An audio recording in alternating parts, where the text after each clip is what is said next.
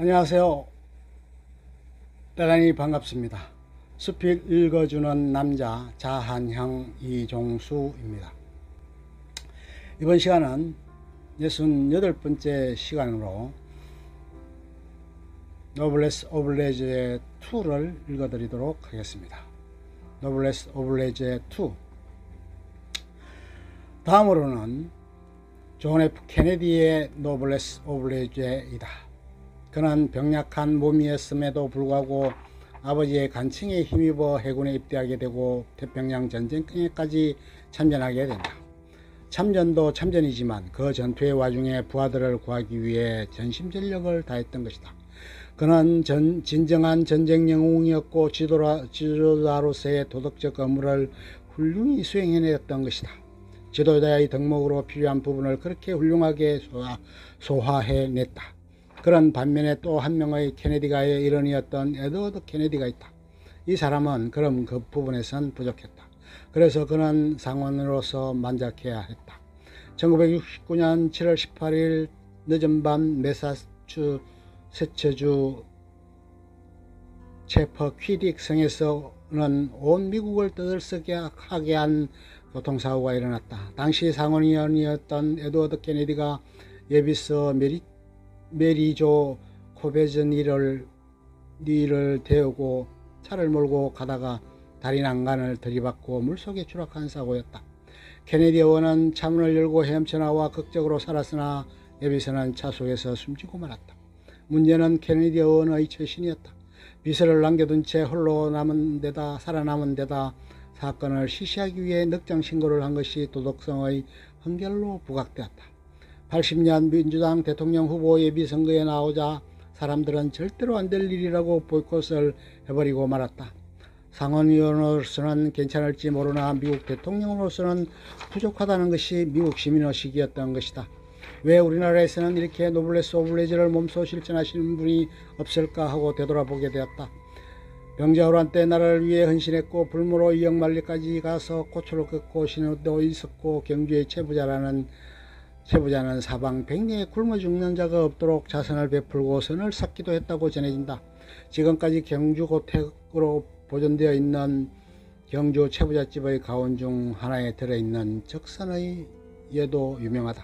사방 백리 내에 굶어 죽는 이가 없게 하라는 선대의 가르침을 쫓아 성실하고 극진하게 과객을 대집하고 우대한 결과 300년이 넘게 대대손손 불을 누리고 복을 누린 명문가로 전해져 내려오고 있다.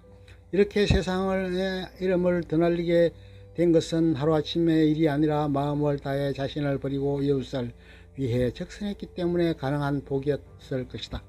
또한 평생토록 헌신적으로 모은 전재산을 사회에 헌납한 유한양행의 유일한 회장도 노블레스 오블레즈를 실천한 표상이라 할 만한 것이다. 어찌 보면 모두가 자기 앞의 이득에만 눈이 벌겋게 되어 있는 세상에서 보다 멀리 세상을 내다보고 민족을 위해 자신의 몸을 헌신적으로 내던지는 의인이 필요한 세상이 아닌가 한다. 그런 의인이 아니라면 사회복지를 위해 재산을 기부하는 자세도 가질 수 있어야 할 것이다. 이와 같은 전통이 하루아침에 만들어질 수는 없다. 그러나 지속적으로 그런 분위기나 풍토 내지는 그런 문화와 전통을 가질 수 있도록 해나가는 것이 선진강국으로 가는데 필수 요소임을 우리 모두가 인식할 필요가 있다. 유대인인 경우에는 가장 빠르게 현금할 수 있고 처분할 수 있다고 해서 장사부터 시작한다고 한다. 예를 들면 기금속 상이나 배추 장사 등이다. 일단 유사시에 헐값으로 팔아넘기고 조국의 부름을 받아 조국으로 돌아가 전쟁에 참가하여야 했기 때문이다. 세계적인 갑부들이 미국 정부에서 상속세를 폐지한다고 했을 때 그래서는 안 된다고 들고 일어났다는 것은 우리에게 시사해주는 바가 크다. 명예롭게 의롭게 사는 부분에 대하여 그만한 대우를 해주고 그에 합당한 의무를 다하는 것은 아름다운 일일 것이다. 영국의 던스쿨에는 국가를 위해 헌신하다 하나한 선배 영령들을 위한 위령묘지가 교내에 있다고 한다. 그 얼마나 상교육이 되겠는가.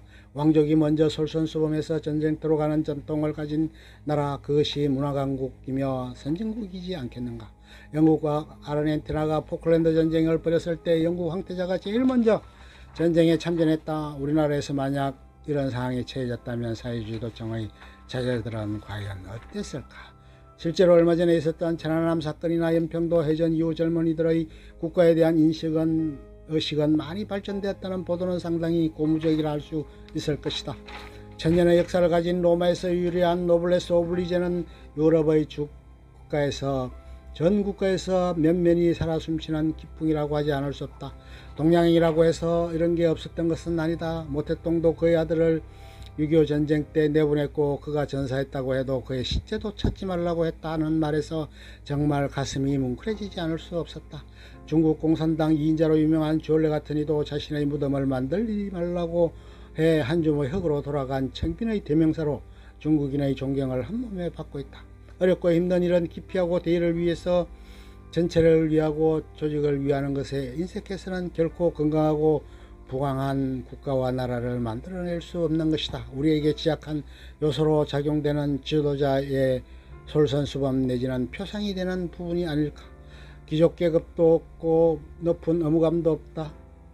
예전의 선비정신이나 양반의식 등이 있긴 했었지만 우리 민족과 국가를 보존하고 지켜내기엔 역부족이었다. 아무쪼록 지도청의 고귀한 책무 노블레스 오블리제의 전통이 뿌리내릴 수 있도록 온 나라의 국민 모두가 중지를 모아야 하고 그런 관리를 잘 갖고 나가는 것이 필요하지 않을까 여겨진다. 끝. 좋으면 좋아요, 구독 눌러주세요. 감사합니다.